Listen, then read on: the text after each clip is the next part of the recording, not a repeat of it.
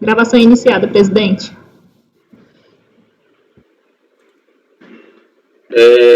Bom dia a todos. Daremos início à sessão da primeira turma extraordinária da terceira sessão, período da manhã, do dia 30 de março de 2021. Estão presentes os conselheiros Paulo Regis Venter, Maria Eduarda Alencar Câmara Simões e eu, Marcos Roberto da Silva, presidente. Haverá sustentação oral para todos os itens da pauta. Então, vamos seguir a ordem da pauta. Iniciaremos pelo item 1, cujo interessado é a editora Alterosa. De minha relatoria. Apoio. Favor convocar o patrono. Ok, presidente, irei convocá-lo.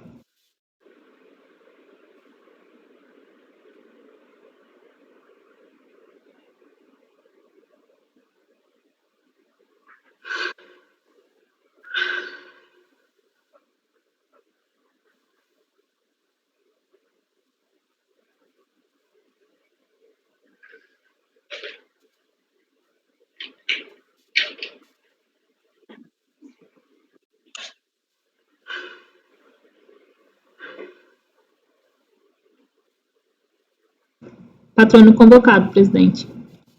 Obrigado.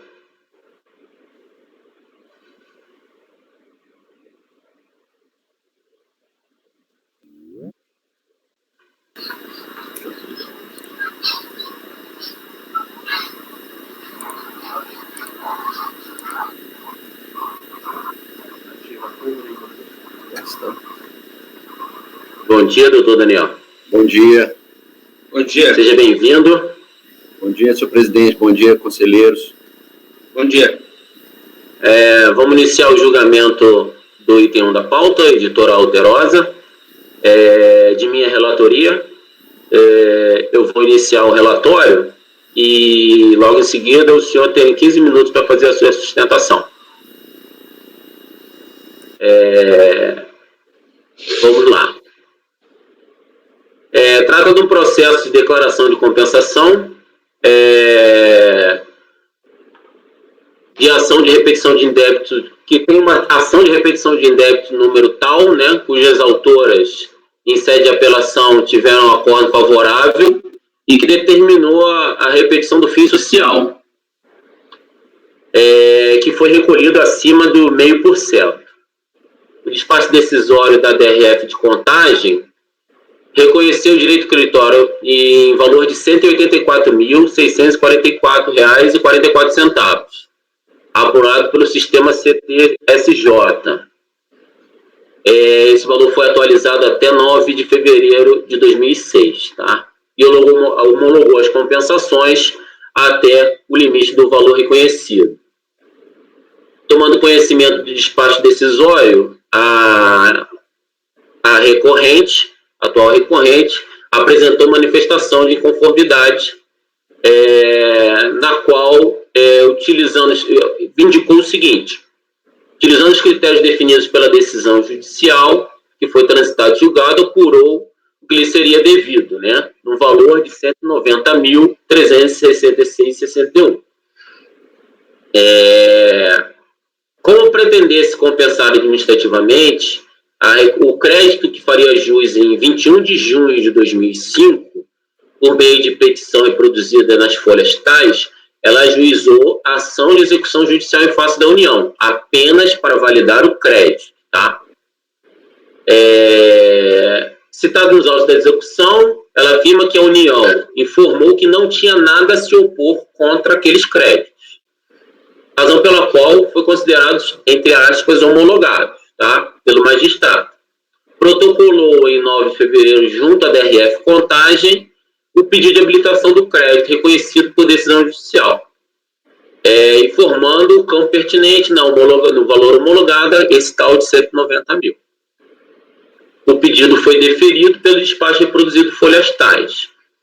Assim, ela entende, a recorrente, que não há dúvidas de que a DRJ deve reconhecer como crédito do contribuinte o valor citado, visto que foi homologado judicialmente, tá? E, por fim, concluiu pela reforma do despacho decisório. A DRJ de São Paulo julgou improcedente a manifestação de conformidade. Só reproduzindo a ementa, o detentor do crédito contra a Fazenda Nacional, reconhecido por decisão judicial ilícita proferida em processo de conhecimento, a optar por utilizá-lo na esfera administrativa para fins de compensação com débitos fiscais, fica sujeito à legislação federal específica e confere à Receita Federal do Brasil amplos poderes para averiguar não só a regularidade da compensação, mas também a existência e o valor do direito creditório pleiteado. A recorrente apresenta, então, em face da decisão da DRJ, o recurso voluntário e que manteve basicamente os mesmos argumentos da manifestação de conformidade. Esse é o relatório. Doutor Daniel, o senhor tem 15 minutos. Com a palavra. Obrigado, senhor presidente, senhores conselheiros. Os senhores me escutam bem? Sim. Ótimo. A questão o presidente já explicou aí muito bem, o relatório traz todas as questões pertinentes. A razão da nossa manifestação oralmente é apenas para chamar a atenção de um ponto. O que aconteceu nesse caso? Os senhores vão se lembrar, esse processo é da época em que o PERDECOMP estava começando, né? E havia, assim, até o programa, hoje o programa é muito bem feito, né? Quase não se tem mais erro em compensação, atualização de crédito, etc. E na época isso era um pandemônio, né? Porque era muito difícil o contribuinte acertar e dava essas diferenças, né? Sempre ocorria assim, é muito comum ter essas diferenças, inclusive essa que aconteceu aqui no caso da editora Alterosa. Mas qual é o ponto, senhores, que é relevante aqui para o caso nosso? Justamente por isso, né, a editora Alterosa teve o cuidado de, entre aspas, liquidar a decisão judicial, quer dizer, ganhou o crédito, ganhou o direito ao crédito, fim social. Justamente para não ter dúvida em relação a isso, na época havia correção monetária, né, correção pela UFIR, enfim, um cálculo um pouco mais complexo. Então, o que a editora Alterosa fez? Vamos entrar com uma execução. Hoje, né, os senhores sabem disso, a instrução normativa que trata o PERDECOMP, da habilitação e tal, ela determina que haja uma declaração de inexecução do título executivo. Na época não existia essa obrigação. Então, o que a editora Alterosa fez? Né, assim, vários contribuintes faziam isso na época. Entravam com uma execução, apresentavam o valor, né, olha, eu liquidei a sentença, né, e entendo que o valor, meu crédito é de tanto. Apresentava isso, a Fazenda Nacional, né, na pessoa da Procuradoria, era citada, e aí embargava a execução ou não, ou concordava com o crédito, enfim. O que aconteceu no caso da editora Alterosa? Então, num primeiro momento, sim, como a decisão, até a DRJ, até o presidente leu a ementa, a DRJ fala, a decisão era ilíquida. Sim, no primeiro momento ela era ilíquida, sim. O que aconteceu? Houve a liquidação, a Fazenda Nacional, né, concordou com o crédito, falou, realmente você tem 190 mil de crédito.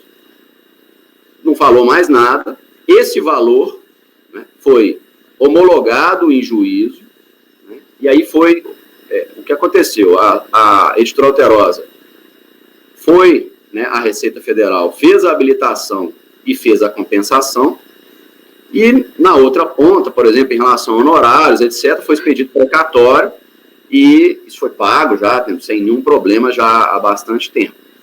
Então, senhores, qual que é a questão aqui? Né? O que está em jogo aqui? Na verdade, é cumprimento de uma decisão judicial.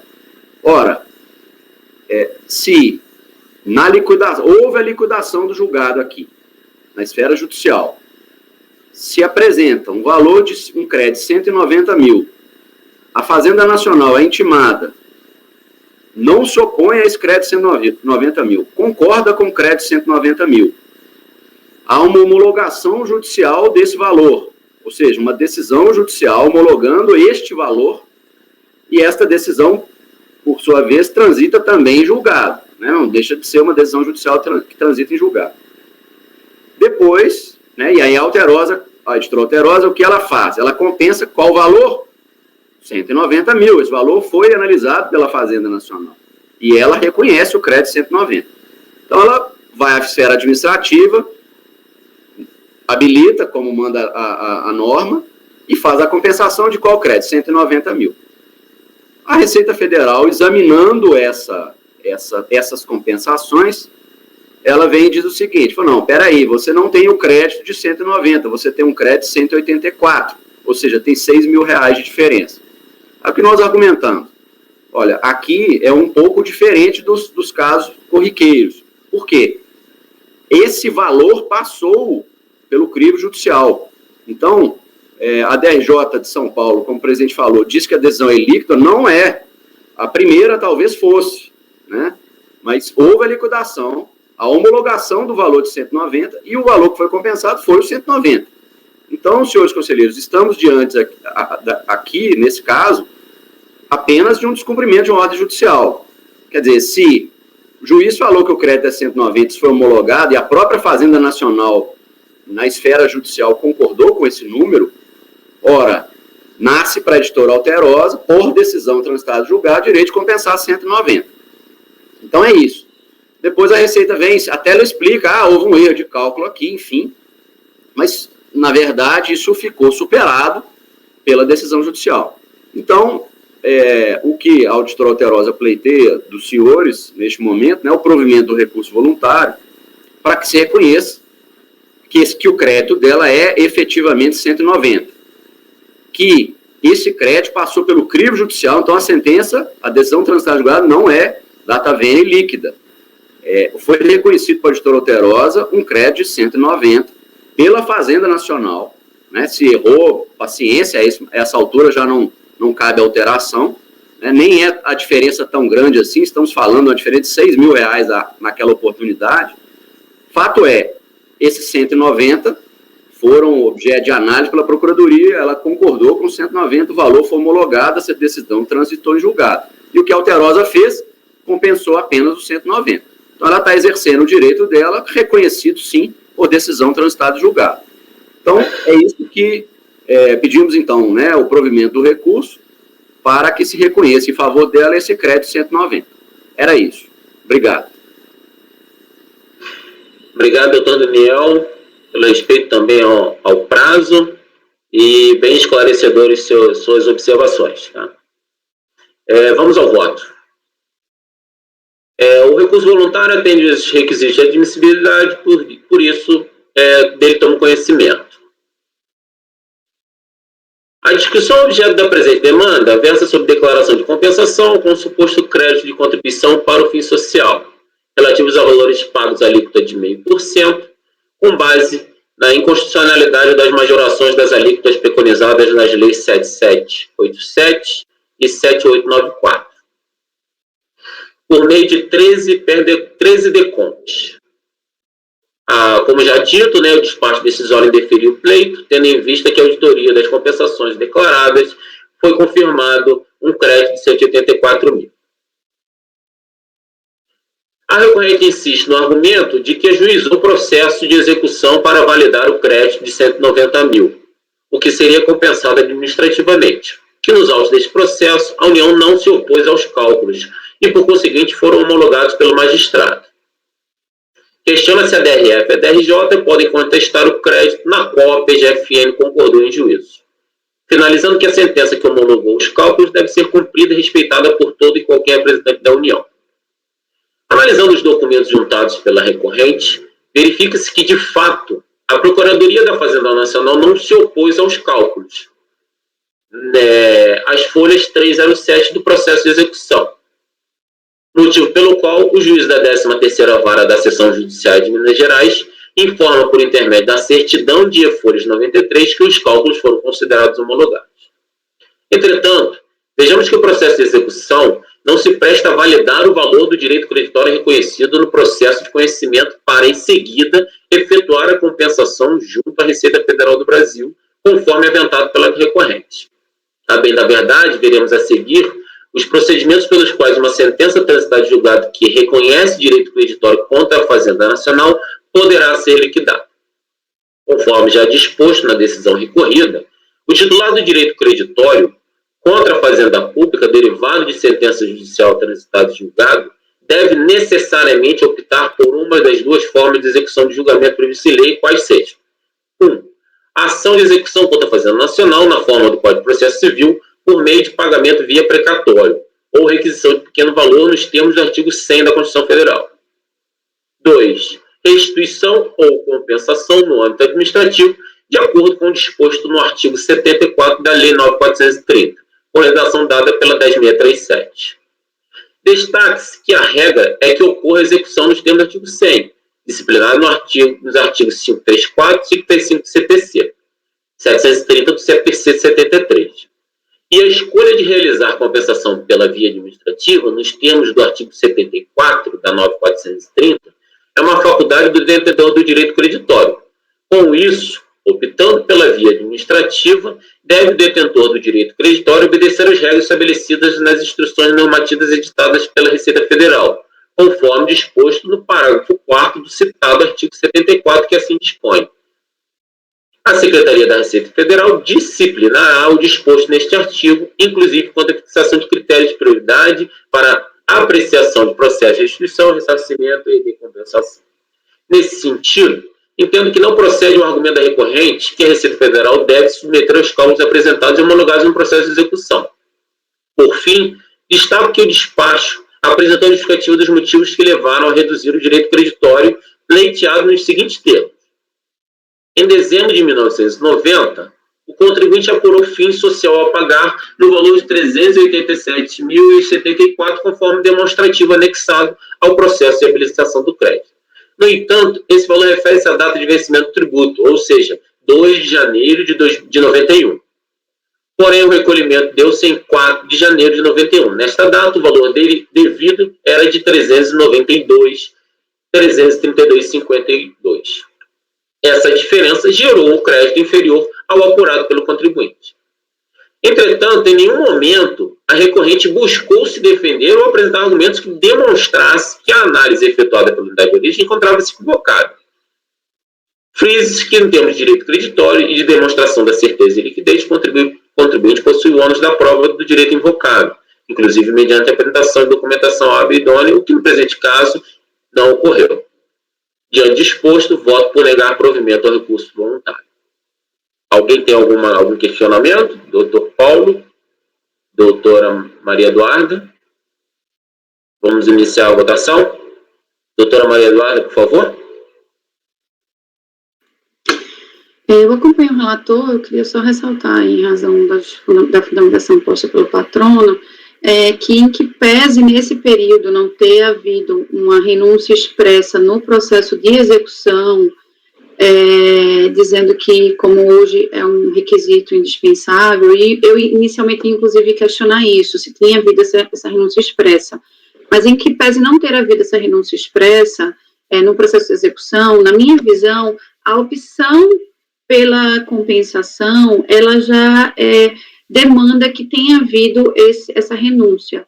Então, de fato, no caso, a Procuradoria não contestou, e isso seria uma falha em prejuízo, no caso da Receita Federal, e poderia ser acatado isso no próprio judiciário, né, se tivesse dado andamento e seguimento à execução.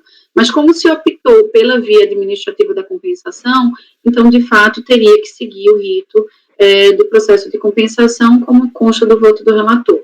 Então, por isso, em que pese não ter havido essa renúncia expressa no processo, eu acompanho o entendimento do relator. Minhas considerações, presidente. Obrigada. Obrigado, doutora Maria Eduarda. Doutor Paulo? Eu acompanho o relator. Ok. Diante do exposto, então, acordam os membros do colegiado, por unanimidade de votos, em negar provimento ao recurso voluntário. Obrigado, doutor Daniel. Obrigado, bom trabalho para os senhores. Até a próxima. Até a próxima.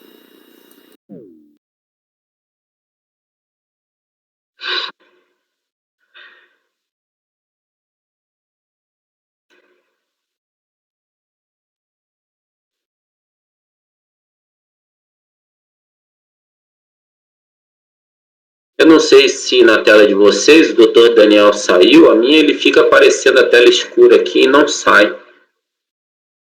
Na de vocês saiu? Para mim saiu, tá só as telas normais, 4 telas. Tudo bem, então. Vamos prosseguir o julgamento. Então, porque... É bom só o apoio. Não, é porque... Como eu disse, na minha tela, as pessoas que estão entrando na sala, quando sai, a tela preta permanece, entendeu? Então, mas tudo bem, na de vocês está ok, vamos seguir. Fabiana, por favor, o item 2 já está na sala de espera? Sim, presidente. Tá ok. Doutora Maria Eduarda, então vou já chamar o patrono, a doutora Maíra, para a gente iniciar o julgamento do item 2 ao item 22.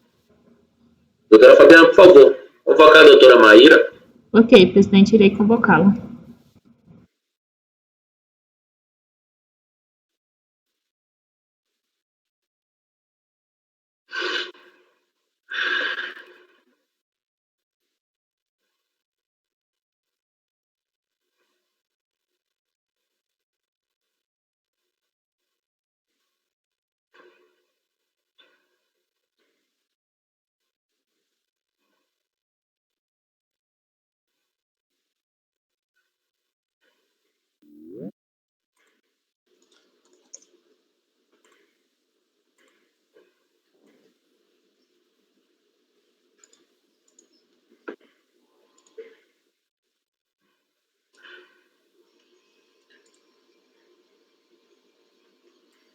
Olá, bom dia.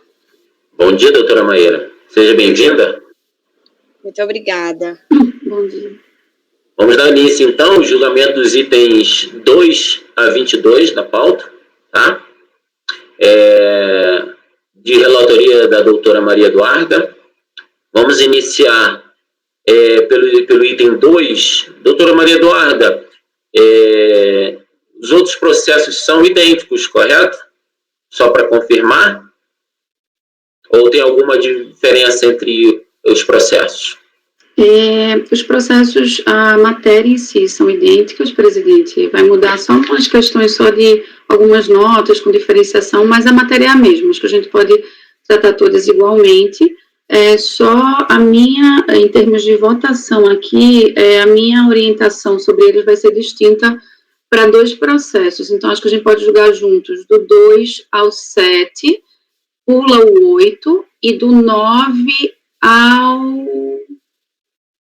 21, e aí o 8 e o 22 a gente julga posteriormente, presidente, só porque vai ter uma diferença em relação a eles, tá?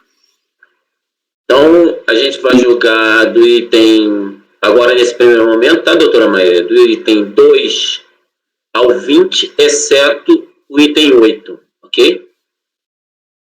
Ok. Então, com a palavra, a relatora. Obrigada, presidente. Eu vou ler o item 3 da pauta, se vocês puderem abrir o arquivo. Deixa eu abrir aqui, por favor. Tá. Eu abri o item 2. É só que o 2... Pronto. Tá. Então, vamos lá. Nesse caso, a gente está falando de um pedido, uma manifestação de conformidade, originalmente, né, em relação de um despacho decisório, de uma declaração de compensação apresentada pelo contribuinte. Então, basicamente, o fundamento é o mesmo, de defesa do contribuinte, onde ele apresenta na manifestação de conformidade dele originária uma informação de que o equívoco teria se dado porque ele teria classificado seus produtos, indicado a classificação equivocada, e que com a classificação correta ele teria direito à alíquota zero naquela situação específica, em razão dos produtos dele se enquadrar na TIP 3003 e 3004. Tá? Então, basicamente, a fundamentação do contribuinte, em termos de defesa, é esta. A defesa dele foi julgada pela DRJ, a qual entendeu, por julgar improcedente a manifestação de conformidade, por entender que o contribuinte não teria comprovado a existência do direito líquido e certo daquela alíquota zero. Então, a gente primeiro teria que analisar se ele teria direito a essa alíquota zero, e segundo, se ele teria comprovado esse direito à alíquota zero nesse caso específico. Então, essa é a matéria que a gente está aqui em análise e em discussão, já que a gente está diante de um pedido de compensação.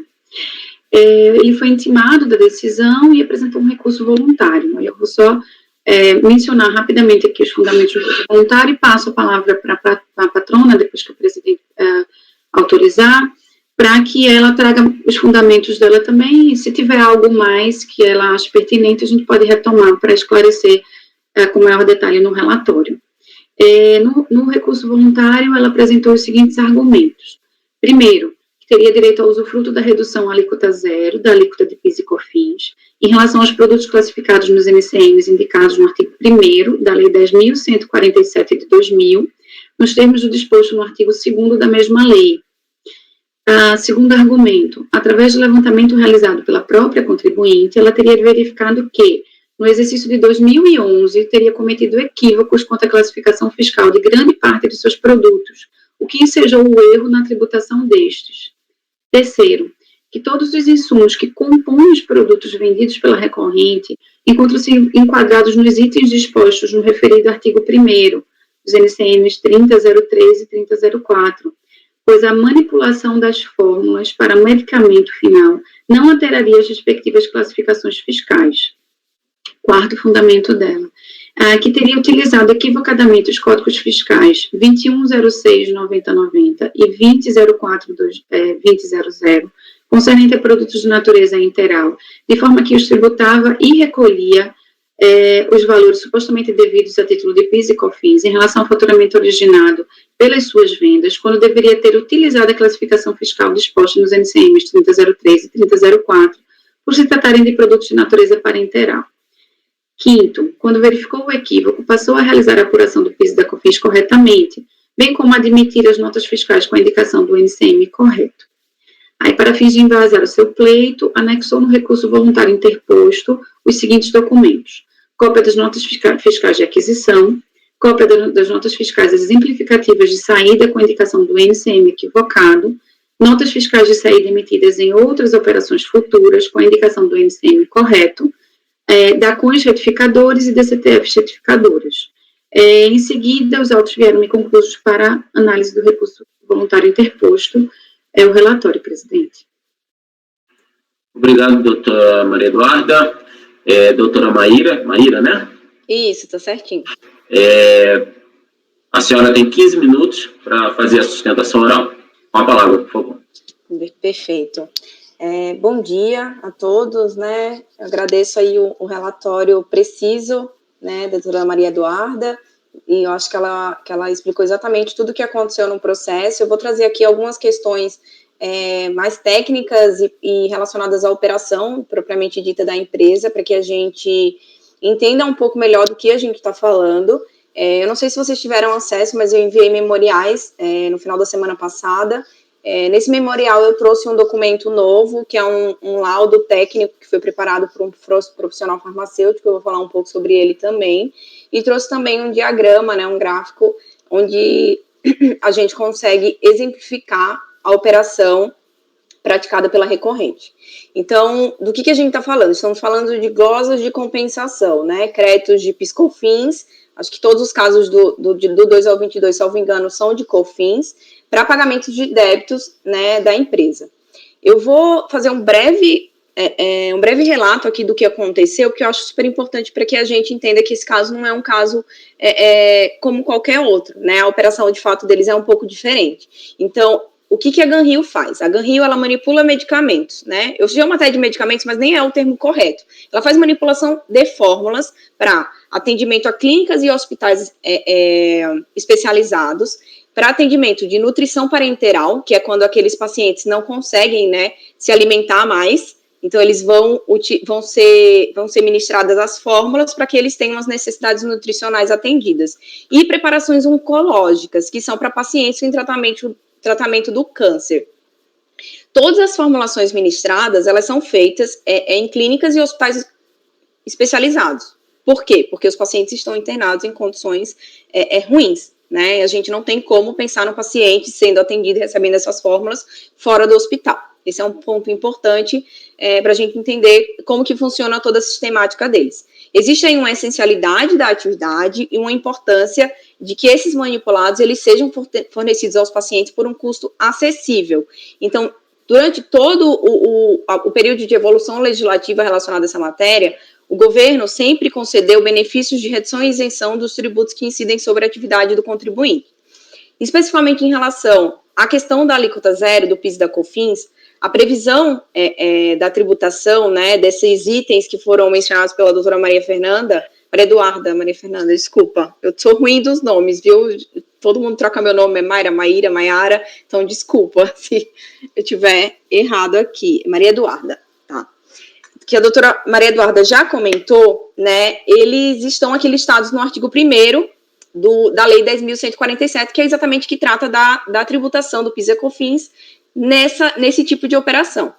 E eu trouxe esse artigo, obviamente, no recurso, mas também voltei a falar dele no memorial, porque eu acho muito importante que a gente leia somente essa parte do artigo 2º dessa lei, e eu vou pedir licença para ler para vocês, porque ele fala assim, olha, são reduzidas a zero as alíquotas da contribuição para o PIS e da COFINS incidentes sobre a receita bruta, decorrente da venda dos produtos tributados na forma do inciso 1 do artigo 1º, que é quando ele lista todas as classificações fiscais, né, que seriam tributadas pelas pessoas jurídicas não enquadradas na condição de industrial ou de importador.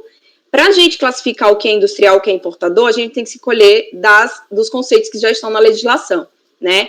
Então, lá na frente, um pouquinho, eu vou falar um pouco sobre esses conceitos, mas antes disso, eu vou terminar de contar a história do que aconteceu. Então, o que aconteceu? Como bem comentou a doutora Maria Eduarda, a recorrente, nos anos de 2006 a 2011, ela percebeu que havia tributado erroneamente esses produtos, classificando pelo 2106 e 2104, ao invés do 3001 e 3003. Por quê? Porque ela entendeu que essa venda desses manipulados, ela seria, né, uma venda sujeita a alíquota zero, e ela tinha tributado essas vendas. E aí eu abro um parênteses até para dizer que, assim, isso é um padrão de operações de todas as farmácias de manipulação que trabalham como a Ganrio, de tributar a alíquota zero. Então, assim, eu até comento no final dos memoriais que todas as farmácias, inclusive a própria Ganrio, quando percebeu que estavam fazendo errado, a partir do ano 2011, ela nunca foi questionada pela Receita Federal. E pelo contrário, existem farmácias, inclusive, assim, aí não me cabe também entrar no nome dos contribuintes, mas eles recebem, inclusive, restituição. E vocês bem sabem que para a Receita Federal conceder a restituição, em dinheiro, ainda mais, existe uma análise muito criteriosa do crédito que está sendo pleiteado. Então, o que aconteceu aqui? Foi feita uma reconstituição fiscal, foi percebido que existia um erro na tributação, revisão das operações, e, por um lapso, a própria Ganrio não retificou as DCTFs, apenas as da Cons. Né? Esse é um problema que aconteceu, e foi isso daí que ocasionou, no primeiro momento, a glosa das compensações. Né? O encontro de contas não bateu, né? O débito declarado na DCTF estava declarado, então o crédito que ela tentou utilizar, em tese, não foi encontrado e não foi netado no sistema.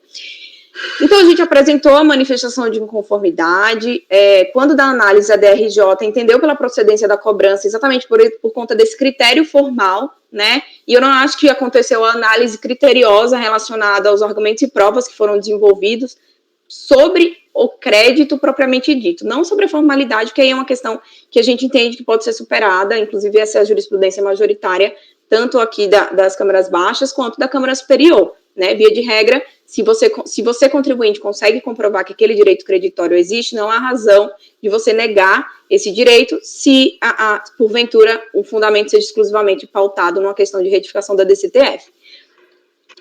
Considerando essas informações, foi apresentado recurso voluntário, que agora está sendo levado a julgamento.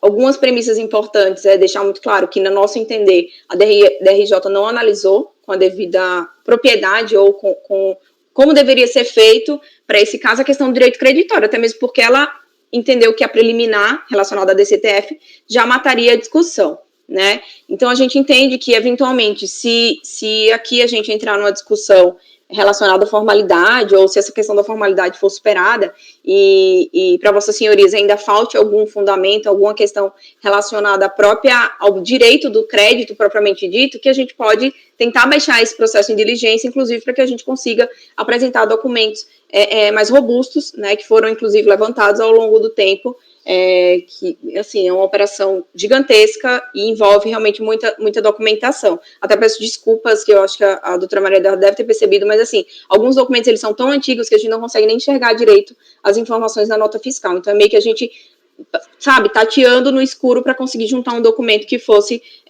fácil de enxergar. Então, a gente está nesse contexto. Estamos aqui com o recurso voluntário apresentado. O que eu preciso explicar para vocês é a atividade da recorrente, né? Ela faz a manipulação de fórmulas, nutrição parenteral e preparações oncológicas. Em razão dessa atividade muito específica, a gente tem que observar diversas normas regulatórias que envolvem, né? E eu acho que vossas senhorias bem sabem que são muito rígidas. E eu até separei aqui uma resolução, que é uma resolução técnica, para citar como exemplo, para que vossas senhorias entendam exatamente em que contexto a gente está inserido, porque se eu faço preparações de oncológicas, nutrição parenteral, e eu estou vinculada a essas normas regulatórias, para, por exemplo, fornecer as preparações oncológicas, qual é a premissa básica que eu tenho aqui que observar, de acordo com as normas regulatórias, tirando até a questão da operação do cliente? Eu preciso necessariamente observar uma prescrição médica. Eu não posso nunca preparar algo, seja uma nutrição parenteral, seja uma preparação oncológica, sem que eu tenha uma prescrição médica específica para aquele paciente, né? Então, existe aqui, por exemplo, eu vou ler até um texto dessa resolução, que é a 220 de 2004, que ela fala assim: a terapia antineoplásica deve abranger obrigatoriamente as seguintes etapas: observação clínica e prescrição médica, preparação, avaliação da prescrição, manipulação, controle de qualidade e conservação. Por que isso é importante, né? Porque quando a gente fala aqui da Lei 10.147 e do artigo 2º, que fala que são reduzidas a zero as alíquotas das contribuições, né, mencionadas lá naquele artigo, pelas pessoas jurídicas não enquadradas na condição de industrial ou importador, a gente precisa analisar o regulamento do IPI, né? E o regulamento do IPI, no artigo 5º, ele fala o seguinte: não se considera industrialização a manipulação em farmácia para venda direta a consumidor de medicamentos oficinais e magistrais mediante receita médica. E aqui é onde entra a discussão e onde entra toda a confusão, porque uma parte vai dizer que essa venda tem que ser venda direta no balcão ao consumidor, e aqui a gente defende que não é isso, porque na situação desse contribuinte é impossível que seja dessa forma. A manipulação em farmácia, tanto os medicamentos oficinais e magistrais são exatamente os medicamentos que são manipulados pelo nosso cliente, né, pelo contribuinte, pela recorrente.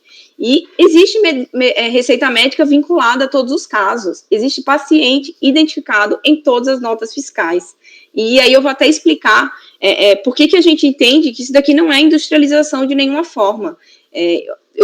Naquele gráfico que eu mencionei nos memoriais, a gente traz aqui as etapas de processo, né, de manipulação.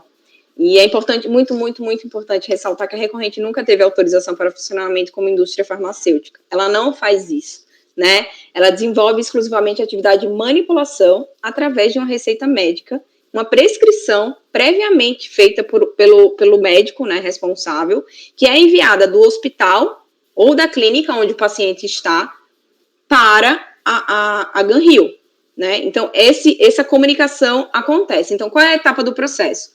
A Ganrio recebe a prescrição médica, seja pela fax, pelo meio eletrônico, pelo meio manual. Ela avalia os dados da prescrição, para evitar que, né, ocorram qualquer falha, qualquer erro. Se os dados estiverem corretos, o que ela faz? Ela cadastra o paciente. O paciente fica cadastrado no sistema da Ganrio, porque ele vai ser o destinatário final daquela medicação. Que o hospital ou a clínica, no nosso entender, ele age como mero intermediador dessa relação, Então, ele cadastra esse paciente. Se o paciente for novo, ele cadastra. Se o paciente for antigo, ele já puxa a ficha do paciente e ali ele vai alimentando as informações. Ele digita, né, faz toda a questão do procedimental, digitação dos dados, etc., confere todas as informações. Se tudo estiver de acordo, ele vai imprimir a orientação, vai encaminhar para a manipulação e depois de todo o processo de manipulação, ele libera para que seja enviado para o paciente. O que acontece às vezes? Acontece que eu estou tratando um paciente com câncer e eu recebo essa prescrição médica, mas o paciente vem a óbito. O que acontece com essa fórmula? Ela vai para o lixo. Ela não é destinada a nenhum outro paciente. Isso se aplica para tudo, né? Todas as fórmulas que são especificamente lá ajustadas de acordo com a necessidade do paciente, elas são feitas de modo a atender aquela necessidade do paciente específico e não podem ser utilizadas para nenhum outro. Então, o que a gente fala aqui? A gente fala que 100% dos insumos, né, que são esses insumos adquiridos, eles são classificados no 3003 e 3004. E a venda dessas fórmulas manipuladas, ela deve ser classificada no mesmo Código Fiscal, como vem sendo feito, apesar da Ganrio ter encerrado as operações em 2019, salvo engano, 2020, isso foi feito de 2011 a 2019, salvo engano, 2020, sem qualquer questionamento do fisco. E isso é feito também com outras empresas do setor que eu tenho conhecimento. Também de forma totalmente correta, enfim, recebendo todas as devoluções e restituições, direito ao crédito que são pleiteados no decorrer do tempo. Então, a gente defende que, primeiro, essa operação não pode ser classificada como industrialização. Não sendo industrialização, eu entendo aqui que as vendas destinadas a esses hospitais como intermediador para fins de aplicação a esses pacientes descritos nas notas fiscais, elas devem ser classificadas no NCMs que estão ali sujeitos à alíquota zero. O laudo técnico que a gente juntou nos memoriais, ele fala claramente, né, que essas formulações de nutrição parenterais e oncológicas, elas servem para uma integração das matérias-primas e não altera a formulação primária destas de forma alguma. É um meio mais adequado e para que aquele paciente sensível em necessidade, ele possa receber toda aqueles preparos, um sódio, um cloreto, um carvão ativado, o que seja, para que ele tenha um canal para que aquela substância possa, né, ser inserida nele da melhor forma possível, porque ainda tem isso, né, porque se tiver alguma alteração na fórmula que o médico prescreveu, você pode causar um problema na saúde do paciente. Então, existe aí uma questão muito sensível.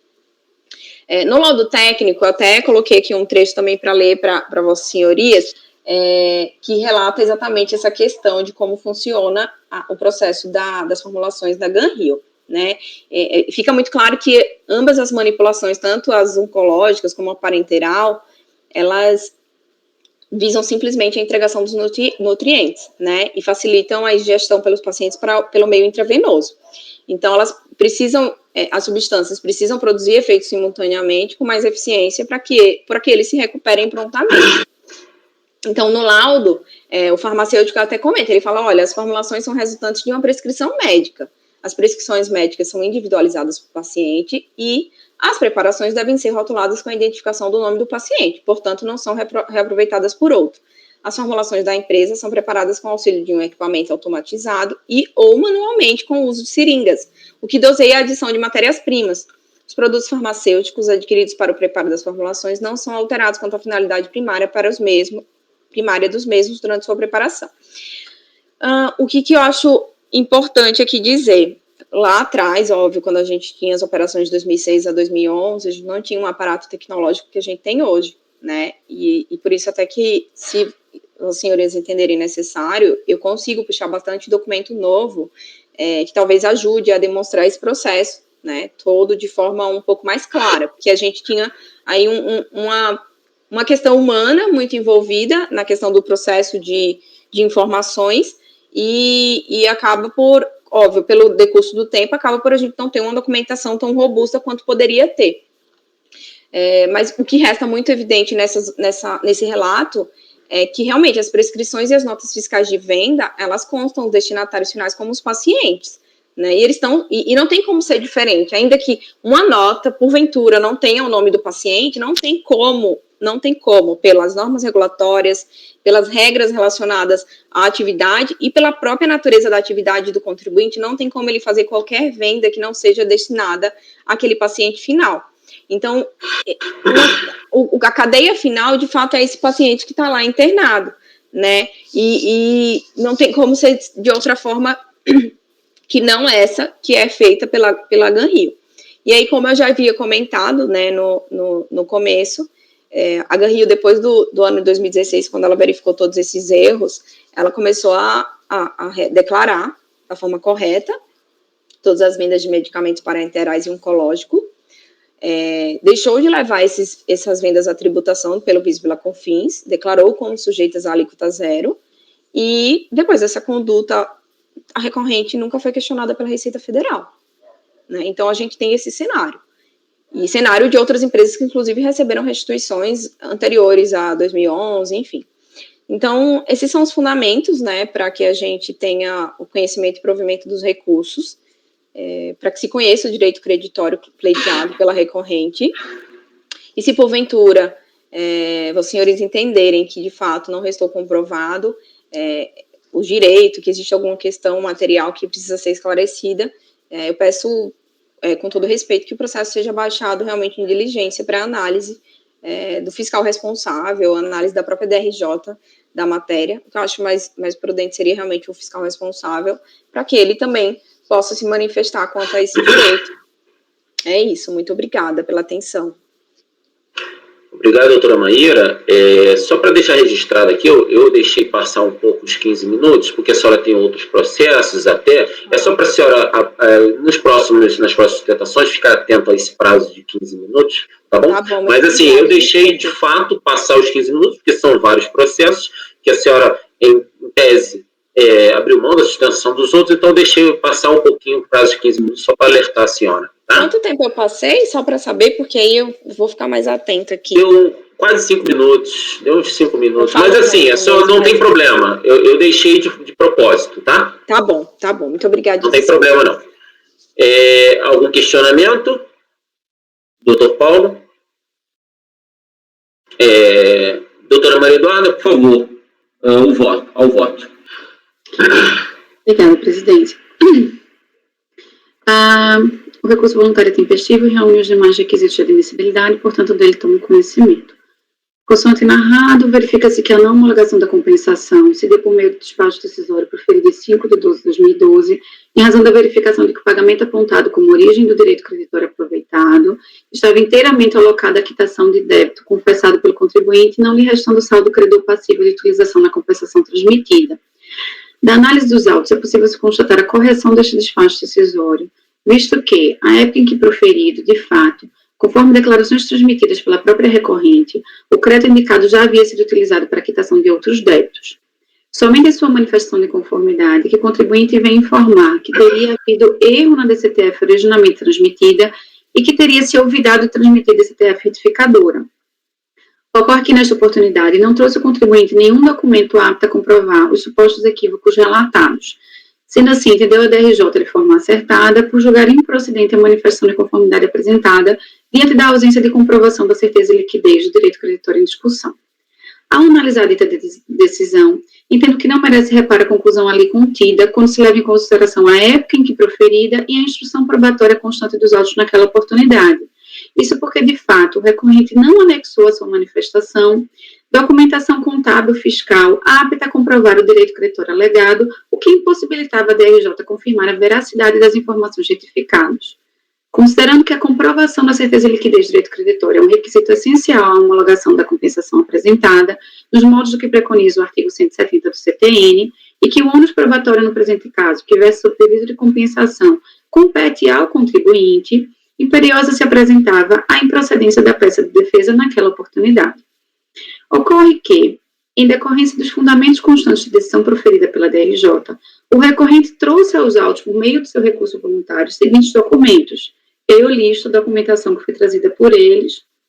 Cumpre-nos, então, analisar a possibilidade de análise dessa documentação complementar acostada aos autos, tanto sob a ótica da preclusão, quanto sob a ótica da capacidade de comprovar o direito creditório alegado. Tá? Eu passo aqui a questão da análise da preclusão, e aí, como já é de conhecimento da turma, eu afasto a preclusão e eu digo que a gente deve, sim, conhecer esses documentos que foram apresentados pelo contribuinte. E aí eu vou pular a minha fundamentação, que é só eu expondo que o contribuinte tinha direito a apresentar essa documentação no formulário, que a gente cabe apreciar essa documentação. Menciono aqui a linha C do parágrafo 4º do artigo 16 do decreto 70235, que diz que é possível análise de documentação quando ela se destina a contrapor fatos ou razões posteriormente trazidas aos autos, que foram trazidas pela DRJ.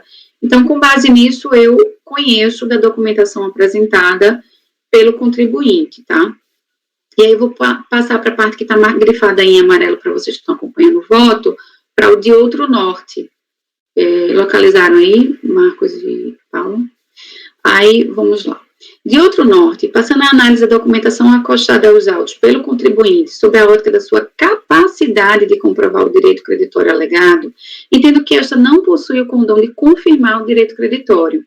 Conforme relatado acima, defende o contribuinte que teria direito à alíquota zero, no que tange a saída dos produtos por ela comercializados, nos moldes do que preconiza o artigo 2º da Lei 10.147, face ao seu enquadramento em NCMs dispostos no artigo 1º desta mesma lei. Eu não vou ler, que todo mundo tem conhecimento do teor desses dispositivos legais, tá? Eu vou pular a transcrição. Para a comprovação do direito creditor almejado, portanto, seria imprescindível que a recorrente lograsse comprovar nos presentes autos, primeiro, que a classificação fiscal dos produtos comercializados, de fato, corresponde aos NCMs listados nas normas supratranscritas, e segundo, que o valor pleiteado corresponde ao valor indicado nas referidas notas fiscais. No caso dos presentes autos, contudo, entendo que o recorrente não logrou comprovar que os itens por ele comercializados, de fato, deveriam se enquadrar nos NCMs listados nas referidas notas fiscais. Isso porque não indicou de forma pormenorizada quais as características de cada produto comercializado, para que se pudesse confirmar ou não o enquadramento nos NCMs pretendidos. Como é disso, a atividade de classificação fiscal é deveras complexa, e o reconhecimento acerca da correção ou não do reenquadramento pretendido pelo recorrente depende de uma análise detida acerca de cada item por ele comercializado. Ocorre que, no caso específico aqui analisado, o recorrente não trouxe informações precisas e específicas sobre cada produto, cuja reclassificação pretende ser admitida, tendo trazido argumentos genéricos e documentação que não logram comprovar a certeza e liquidez do direito creditor almejado, cujo ônus probatório lhe incumbe. Como bem mencionou a patrona quando defendeu, existem muitas notas fiscais anexadas, muitas delas é impossível, inclusive, identificar qual é o produto que está sendo comercializado, porque ela está ilegível. Em outros, a gente identifica, sim, que ele está legível, mas não é possível identificar propriamente que a reclassificação que ele pretende, né, nos itens 3003 e 3004, que se de fato seria possível enquadrá-lo nesses itens, e aí sim ele teria direito à alíquota zero. Então, eu não consegui identificar essa classificação. Ademais, quando se leva em consideração as próprias informações postas pelo recorrente nos autos, é possível perceber a improcedência das alegações ali apresentadas. Tome-se como exemplo o caso ilustrado pelo contribuinte em seu recurso voluntário, a seguir reproduzido. Então, no recurso voluntário, ele traz a seguinte afirmativa: corroborando o que foi exposado quanto ao erro na classificação fiscal e a respectiva correção procedida pela recorrente, colaciona-se demonstrativo exemplificativo das mercadorias. E aí ele traz uma nota fiscal, onde o produto que está sendo analisado é a máscara carvão ativo, onde é trazido um código de NCM, e a nota fiscal com o código que ele entende correto. Então, ele originalmente indicou como código 2104-2000, e ele pretende que esse item máscara carvão ativo seja enquadrado como 3004-9099. Considerando a descrição constante da nota fiscal colacionada na peça recursal, tem-se que este encontra-se descrito da seguinte forma. E aí ele traz lá esse item como máscara carvão ativo 3M. Segundo defende o contribuinte, o referido produto for classificado no NCM 2104-2000, quando deveria ter sido classificado no NCM 3004-9099. Como se vê, essa máscara carvão ativo 3M corresponde a um IPI de uso necessário no tratamento de câncer por quimioterapia. E no site da empresa 3M, é possível se extrair a seguinte descrição do produto. E aí eu trago a descrição no site dessa empresa 3M. O respirador descartável Concha 3M é uma opção eficaz para a proteção contra poeiras, névoas, fumos e alívios de odores incômodos provenientes de vapores orgânicos. Seu formato anatômico, eu trago aqui a descrição deste produto extraído do site dessa empresa 3M. Há de se identificar, então, se o NCM originalmente indicado pelo recorrente estava de fato incorreto, o NCM 2104-2000, bem como se o NCM ora pretendido, que validaria a aplicação da alíquota zero e o consequente reconhecimento do direito creditório, encontra-se correto. O NCM 2104-2000, que foi o que ele colocou originalmente, encontra-se assim descrito: produtos das indústrias alimentares, bebidas, líquidos alcoólicos e vinagres, fumo e seus sucedâneos misturados, carnes e miudezas comestíveis, preparações para caldos e sopas, preparações alimentícias compostas homogeneizadas. Ou seja, de uma simples leitura do NCM em questão, é possível se confirmar a informação apresentada pelo recorrente, no sentido de que não se trata de produto de característica interal, os quais deveriam ser ingeridos geralmente por via oral. E no caso do produto por ela comercializado, fica claro o seu não enquadramento na classificação fiscal erroneamente indicada pelo contribuinte. Então, de fato, eu estou aqui reconhecendo que ele indicou originalmente o NCM equivocado. Ocorre que, conforme alega, os produtos por ela comercializados teriam natureza parenteral, que pode se dar por uma das seguintes formas: via intradérmica, via subcutânea, via intramuscular, via intravenosa.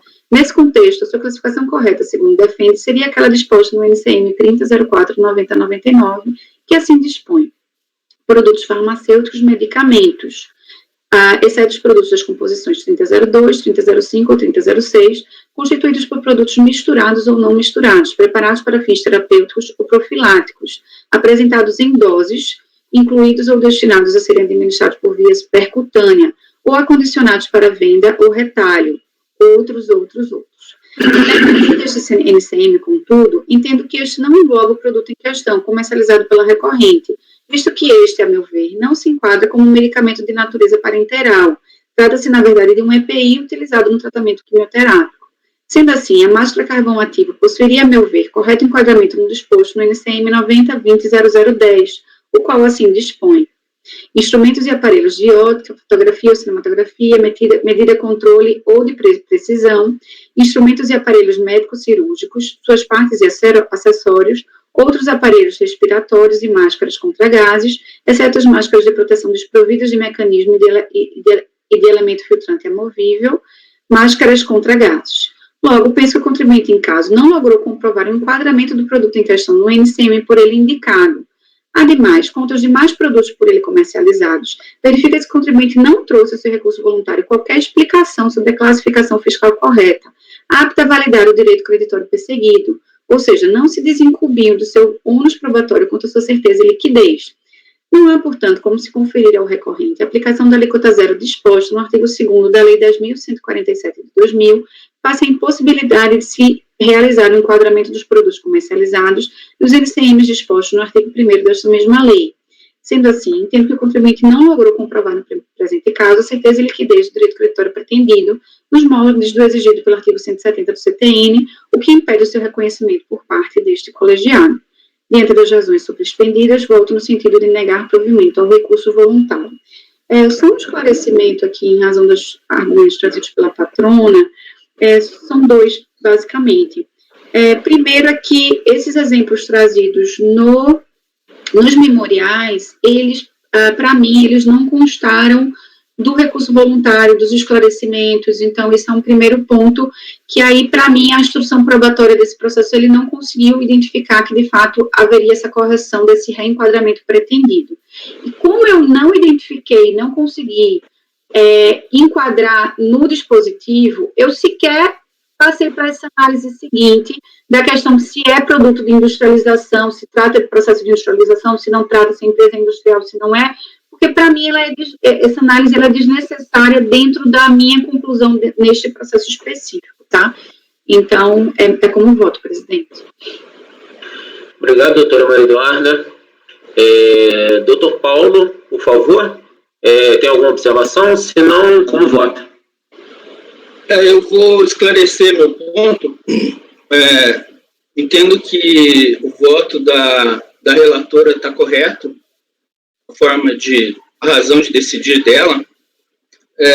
Entretanto, eu penso que o direito não assiste a recorrente, independentemente da questão da análise da NCM das mercadorias que constam no processo. Ainda que ficou bem claro que esse enquadramento nas NCMs é essencial para fim da lei. A redução alíquota zero se aplica para aqueles NCM específicos. E a relatora bem demonstrou que isso não restou provado no processo. Entretanto, ainda que tivesse no processo comprovado que os NCMs são aqueles, e acredito que nesse caso a relatora talvez desse razão no ponto do direito, né? Eu entendo que a empresa recorrente não tem direito pelo fato da sua receita bruta, sobre a qual incidiu o PIS e COFINS, ter sido obtida mediante venda a clínicas, hospitais e médicos, e não direto ao consumidor. É como está colocado na solução de consulta número 48 de 2018 da COSIT. Cuja ementa diz o seguinte, se a patrona quiser anotar para depois verificar, solução de consulta 48 de 2018.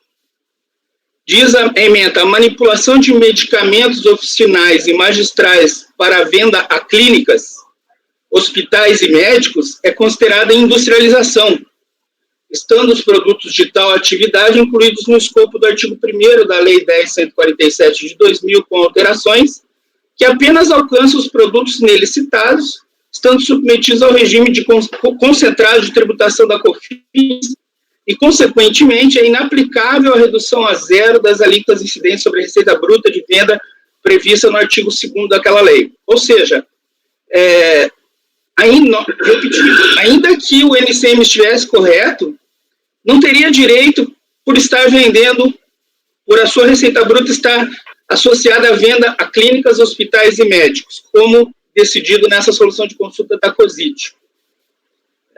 E o outro ponto é que, ainda que, no caso concreto, tratasse de venda direta ao consumidor, é ônus da recorrente comprovar a certeza e liquidez do crédito, não apenas pela classificação, como posto no voto da relatora, muito bem posto, mas pela quantificação também. Ela tem que trazer todos os documentos no processo para comprovar que o valor do crédito que ela está pleiteando é exatamente aquele valor.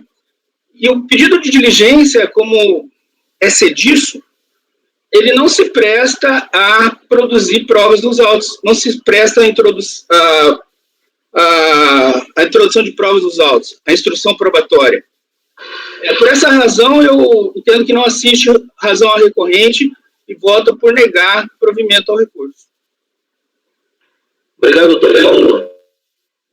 Gostaria só de fazer uma observação para a doutora Maíra, que, de fato, assim, me chamou bem a atenção a sua sustentação oral, foi muito bem feita, muito bem colocada, mas, infelizmente, o que consta do processo realmente não condiz com o que está sendo explanado pela senhora, e eu acho que estaria até correto. Então, assim, me alinho plenamente ao voto da relatora, nesse sentido, de que ela foi bem clara, ela inclusive analisou todas as provas trazidas nos autos, por isso que eu acompanho plenamente o voto da relatora. Só quis deixar registrado esse ponto, que essas informações, conforme até o próprio doutor Paulo mencionou, elas têm que ser bem precisas e bem detalhadas em termos de direito creditório no processo. Então, eu acompanho a relatora no voto, e ficou assim decidido. A 4 membros do colegiado, por unanimidade de votos, e negar provimento ao recurso voluntário. Esse voto serve para os itens 2 a 7, correto, doutora Maria Eduarda? e 9 a 20. A gente reproduz essa decisão para esses processos. E agora vamos julgar os itens 8 e 21. Correto, doutora Maria Eduarda?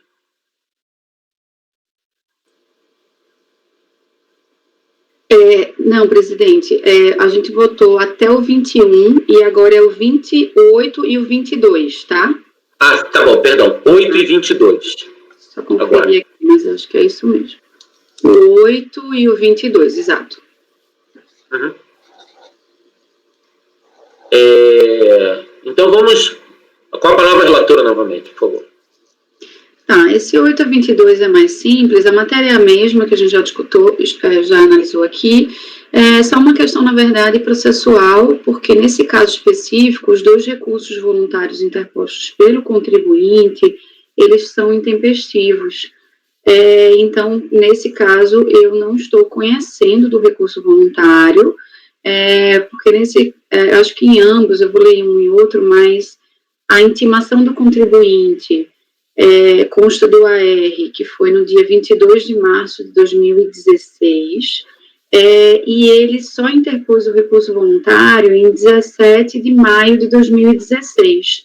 Então, só no que se refere a esses 2 processos específicos, há essa intempestividade, que ela até fica incontrovérsia no processo, quando a gente vê que o próprio recurso, ele data de 16 de maio de 2016.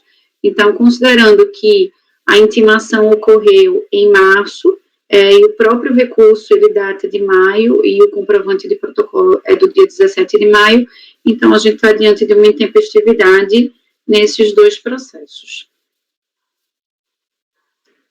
Deixa eu só tirar uma dúvida rápida. Como eu não me lembro de cabeça, eu abri até aqui os recursos, assim, gente, até complementando, eu agradeço muito o detalhismo, as informações. Doutor Paulo, eu conheço a solução de consulta, realmente também já estudei bastante o assunto. Eu sei que algumas informações que estão no recurso, infelizmente, são informações que elas não são suficientes, eu concordo. Só um minuto, doutora Maíra. Desculpa interromper a senhora, mas aqui agora, a partir desse momento, a gente está nos itens 8 e 22, a gente tem que se ater agora a esses processos do item 8 e 22, especificamente em relação à tempestividade.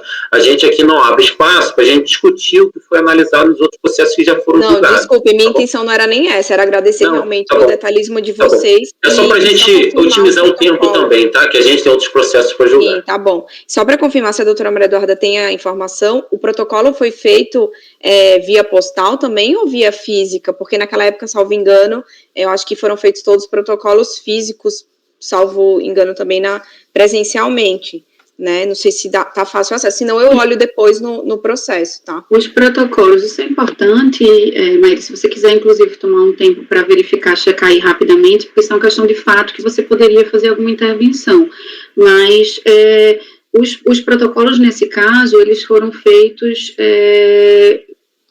pelo próprio sistema, então é eletrônico, a gente não tem informação de ter sido protocolo realizado, e como eu falei, se tivesse alguma dúvida sobre a data do protocolo, a própria data do recurso já deixou claro para mim que isso não existiu. Então, só se vocês não tivessem recebido esse AR, mas eu não vejo razão para isso. Então, pela minha análise aqui, há essa intempestividade, tá bom? Se tiver alguma esclarecimento... Não, eu não vou conseguir esclarecer agora, realmente, eu vou ter que tentar olhar com mais cuidado, mas obrigada. Então, para os itens 8 e 22 da pauta, acordo os membros do colegiado por unanimidade de votos em não conhecer do recurso voluntário. Presidente, acho que não foram colhidos os votos, precisa colher do Paulo e o seu. Sim, verdade. Perdão, pulei essa parte. Então, a doutora Maria Eduarda votou por não conhecer do recurso voluntário. Doutor Paulo, como vota? Eu acompanho a relatora.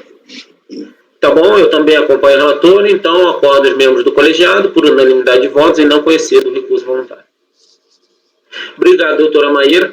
Obrigada a todos também, um bom dia para vocês. Bom dia. Tchau, tchau.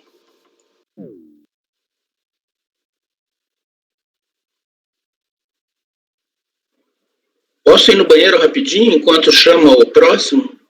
Sim, vou dar um intervalinho, vou pedir para interromper a gravação. Fabiana, interrompe a gravação, por favor.